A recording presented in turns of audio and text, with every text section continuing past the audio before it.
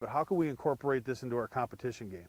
How would you think you might be able to do that? I mean, for me, it's a lot of pre-shot routine. I mean, I like to separate two sides of the hitting areas. Like where I'm back here, I focus on what I'm trying to do, maybe a little technique if it's trying to hit a fade or trying to hit a little bit of a draw. Okay. But then once I kind of cross this area, I just focus on making good contact. Not have 14 swing and thoughts. not have 14 swing thoughts.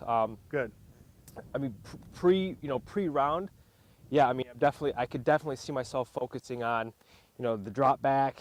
Yep. Getting that weight to stay on that left side and forcing myself to push off with the right. But once you're on the course, you don't want. But once I'm on the course, hopefully I've got that ingrained into like 10 to 15 yard increments. So just as an example, if we went back to maybe, I would say the 9 o'clock, when the club is in the 9 o'clock position, that's good for about 40, 50 yards. That's all you need. Yeah. And then you maybe take it up to a step further. That's good for about 60. Even with the shoulders, probably good for about 80, 90. And just kind of, I call it incrementing your backswing for yardage control. So excellent. All right. Awesome. Now, real quickly, if you wouldn't mind, because I always like to try to take this on the course with us, how would be a way that you might address this on the golf course, starting behind the ball here? I want to make sure that I've taken into consideration my targeting, where I'm going to hit it, how many yards, how far I'm going to take the golf club back in order to do that. Go ahead and walk me through that if you wouldn't mind. Well, I'm always going to gauge where the target is and where I'm trying to land the golf ball to hit to a certain pin. So again, if I've got a 65-yard shot, I'm going to focus on where I want the ball to land, and if I hit it properly, it should check and release a couple of yards.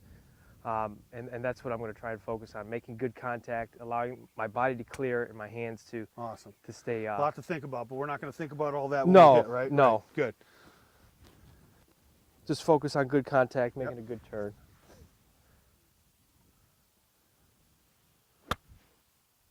Good. Okay. Pick the golf club up over the ball. This is just one kind of mental thing that I do, and let the golf club flow over the ball and try to feel like you're swinging out. Okay. Not letting the golf club pre-release or early release in the downswing.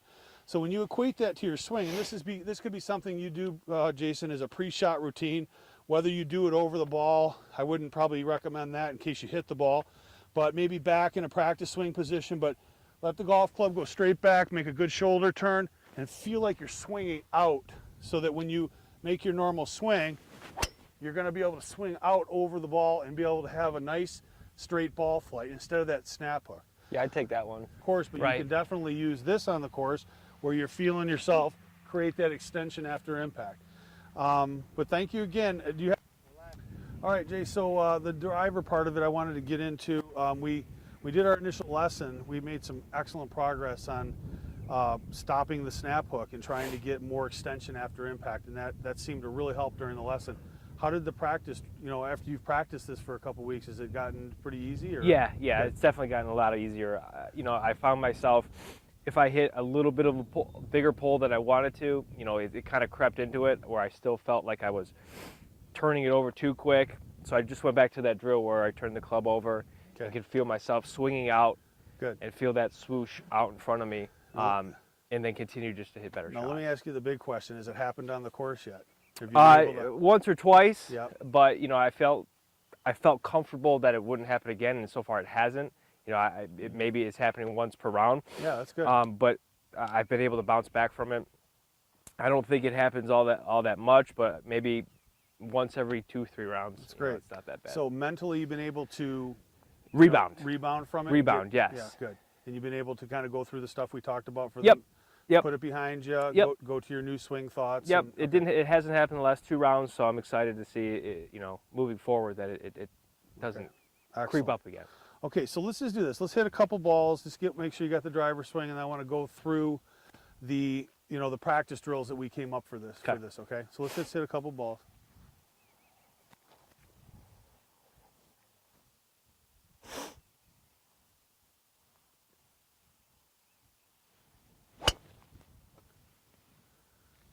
Okay, good.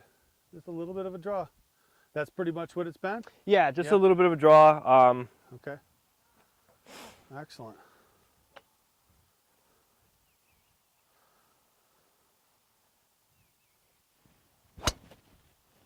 So you got a little quick on that Alright, one. so that's and turned kind of over. what. Okay. So now- again, this is where I would, try and slow down and feel the little bit of a release. and try to feel like you're hitting out through the ball. Right? Correct. Extension after impact. Yep. Looking to try to hit out, through the ball Correct. instead of.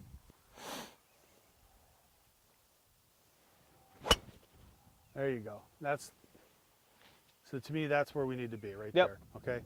So good. So you're finding that the pre-shot drill that we did was the best Yeah. solution for you. You're Yeah. feeling that the feeling of making that sound after impact Right.